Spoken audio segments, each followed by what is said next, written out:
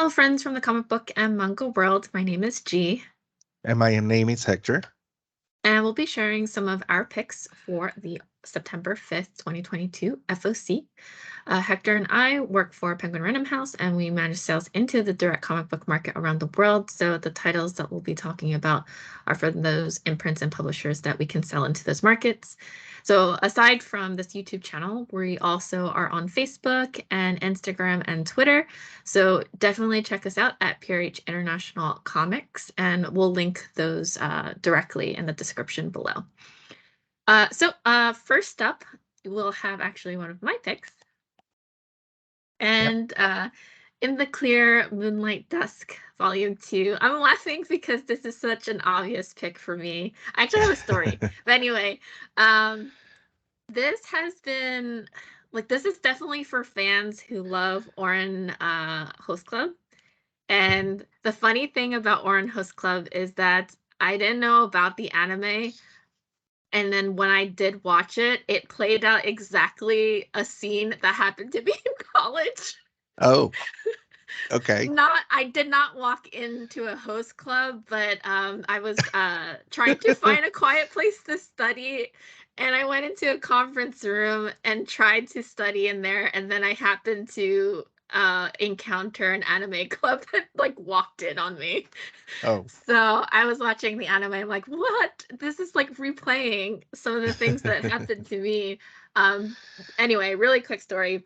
But anyway, this is interesting in that in a similar way to Oran Host Club, we have this main character who you'll see on the front cover here with the darker hair. She is actually always misgendered by people because people could see her and see how handsome she is, and she has a very deep voice, so she struggles with being misgendered a lot. And she's considered the prince at the school because of how handsome she is. And the other prince of the school, which you'll also see here, she encounters him, and they both have to sort of get past their appearances to sort of understand each other, and a romance blossoms between these two. And so definitely a type of read, a shoujo manga that I'm definitely on board with. And so this is one of my picks for this week. awesome. It's very good. And then my first pick is Blue Beetle, Jaime Reyes, book 1. This is from DC. It's I mean, what can I say? It's Jaime Reyes' Blue Beetle. It's become one of the most likable characters in the last few years. And the character is getting a live action adaptation that comes out next year. And the character is going to be played by Sholo Mariduena, or as us Hispanic would say, Mariduena, because I had an Enya in there. But he's the from Cobra Kai. He's one of the main characters in Cobra Kai. And if you don't know Blue Beetle, it's a character that's been around since the 60s, but it's been different, different personalities have been the Blue Beetle. And at the beginning it was more like there was a time where it was like a Green Hornet kind of character, then there was kind of like a Batman character, and then at some point it received this magical scarab that gave it power. So that's sort of the new version. But then the new version with Jaime Reyes, which came out around 2006 as part of the Infinite Earths timeline, or event, I should say. Uh, the Blue Beetle, the Scarab, is actually an alien, and that's the story we've seen since then. We've seen it in comics, and we've seen it a lot in uh, in animation too. It's been part of like Young Justice, Justice League, one of the Justice League shows, some of them, and the Batman Brave and the Bold.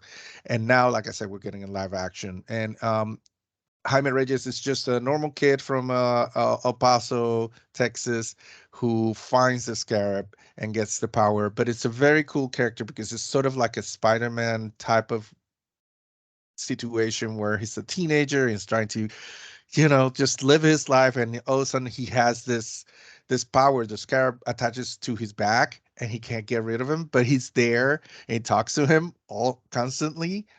But it's also kind of a story of an alien out of place. He doesn't know humans and human emotions and human things. And so he gets Jaime in trouble all the time. And whenever he feels like Jaime is going to be in trouble, he wants to activate an attack.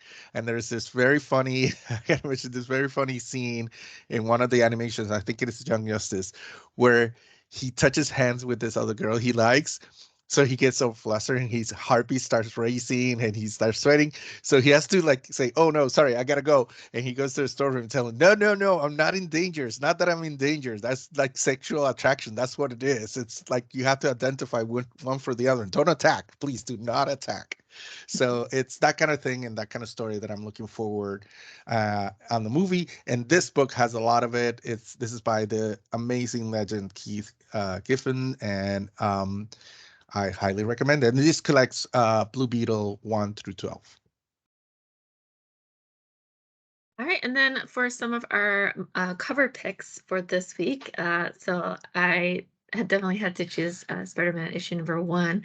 This is the Scotty Young variant. I had to pick this because, as you've probably seen if you watched our other videos, Hector and I joke about how, like, in the Daredevil universe, it always rains. Yeah. And, like, I keep thinking about it because I look at this and I'm like, I would be upset if I was Spider-Man and accidentally happened into the rainy, New York skyscape as you see here. This is so cute, and I love it, and I like how miserable he is. Yeah. This is an amazing cover, obviously. And I love how the rains are like completely long lines all across the cover, but you also see the splashes. It's just extremely well planned, and it's amazing I piece of like art. that, like, you can tell how, like, he's masked, but Yeah. you can tell how he's feeling because there's a shadow that's on his mask, on his Yeah. face, and the way that his eyes are portrayed. Like, it's very well done, and it's very Yeah. classic And it's Spider-Man. like I was gonna say, it's the kind of thing that is very classic Scotty Young, that he can not only create these very cute drawings, but he gives them some great emotions on facial expressions and poses. Yep. And next up, also from Spider-Man issue 1, this new series that's coming up. Uh, this is the Bengal connecting variant. And here you see several of the spider people just, jumping around the rooftops of New York. There's a little sticker for spoiler. I kind of know, I kind of guess what it's going to be, but I'm not going to say it. But this, so Bengal has been doing some covers for Age of Spider-Verse where they're connecting, and it has several of the characters for that miniseries, which leads into this series. That's going to be the new one going. And I love this. Bengal does amazing art, and then when he does these connecting ones, they're always very cool, and it's very cool to try to connect them all together. So here's the new one, and I think he's still gonna do some more, not for the Spider-Man. I noticed that there's more Bengal connectings with the Spider-Man, but with other books that are coming out throughout the rest of the year. And then next up for my pick, what? I pick a Star Wars cover pick. Yeah, but it has a cat and a cute It's character in so it, cool so though. This yeah, cover actually, because I haven't watched Mandalorian, I kind of want to watch it now, just just for because I this. want to encounter the look cat. And this is the Mandalorian Concept Art. This is issue number 4, the variant here. It's so cute. I Yeah, love it. We have 2 very cute characters encountering each other. So yeah. And it's interesting because the Lotcat, and you wanted me to talk a little bit about the Lotcat, so I'm just yeah. gonna say that Lotcat was um,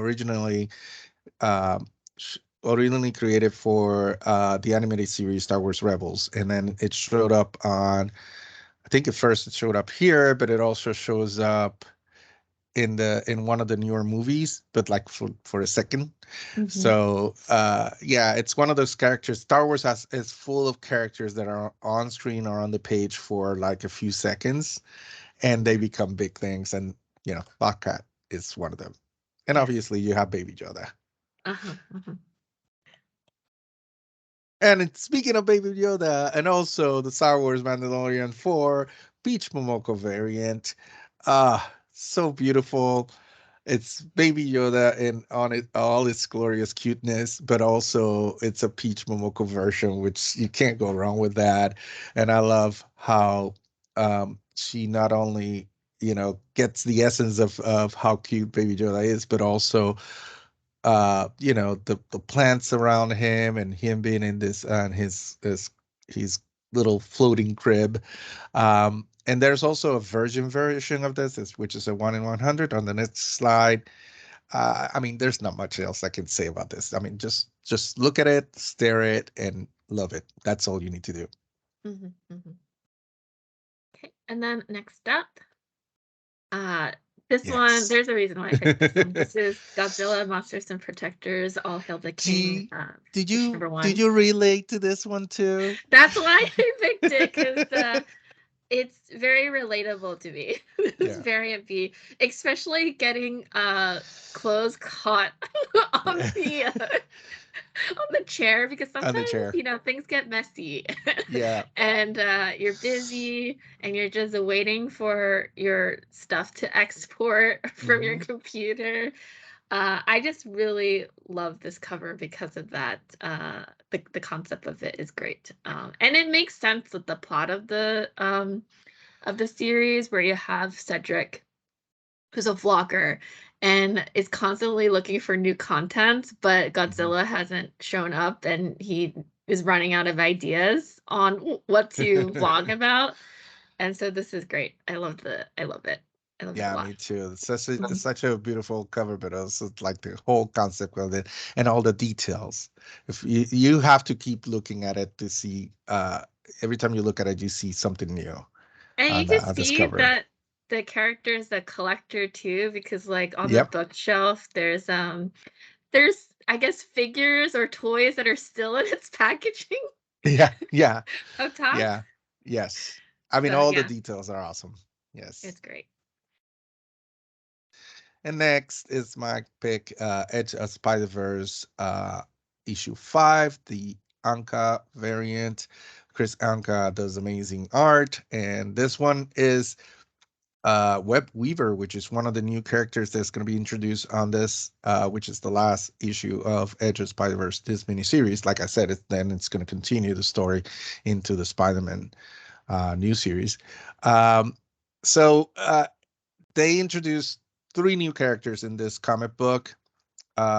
This one, Web Weaver, which is obviously, as you can see, sort of a fashion kind of character. And I love that the character looks fabulous, but at the same time is dragging a shocker, on webbing through the floor. So, and you have a group of other spider people just watching the fashion show, and that's just normal. Then there's going to be also another character is going to be introduced, and you kind of see him here on the left. The second one on the left below the Spider Rex is a version of Craven the Hunter, but it's a spider, so it's Spider Hunter Spider. Sorry, that's what it's going to be called. And then there's a third character is going to be introduced. Nothing has been said about the character other than it's a character that was created by Phil Lord and Christopher Miller, the filmmakers behind the Spider-Verse movies. So, yeah, we don't know for sure, but could be a new Spider-Man that will show up in the movie next year. Who knows? There's also concept covers for Web Weaver and for Hunter Spider, just so you know. I mean, both Spider-Man 1 and Spider-Verse, Edge of Spider-Verse have amazing covers, tons of covers, so you have a lot to pick from. Yes. Oh, and for news, Yes. this week that we wanted to mention. And there are a lot of variant covers for these, but Marvel is doing a collaboration with NetEase, and NetEase is a Chinese like internet and gaming service provider. And the artwork here is from the mobile game Marvel Duel, like the artwork concepts here. And Hector and I picked our favorites, although there was a lot That to was pick too from. many. It's like There was 20 a of lot. them. It's There's like a 20. lot. They're spread all over the different books, as you can Yeah, see here. So you want to Mhm. talk about these two first? Yeah, so I had to pick. It's quite obvious which ones I picked because I like these characters a lot. So we have for Avengers Forever issue number 10, Scarlet Witch. And then I had to include for Shang-Chi and the Ten Rings, issue number 5, the Shang-Chi on the cover, Yeah, which is they're great. I love beautiful. these They're covers. awesome. Mhm. Uh-huh. And then for me, I had to pick Howard the Duck. Of course, I had to pick Howard the Duck. How many times do you get Howard the Duck on a cover, And it's on the cover of She-Hulk number 8, and then on the cover of Gambit number 4, we have, of course, Rogue, and she looks amazing. And again, another character that I wish we saw more of on covers, because lately, I mean, used to be that she'd be in every single X-Men cover. Now lately, she's not, so it's great. It's awesome to see her here. Mhm. Like we said, there's so many covers. You can go to marvel.com, and and we're going to link the piece, the announcement, on the description of this video, and there you're going to get to see all the covers. Like I said, there's like 20 of them, and also see the list of what books they're going to be included on. Mhm. Mhm. Yep. All right, and that's all for today. Please take note that the opinions that Hector and I made in this video are our own. It doesn't reflect the opinions of Penguin Random House, its imprints, its publishers, or the publishers that we represent.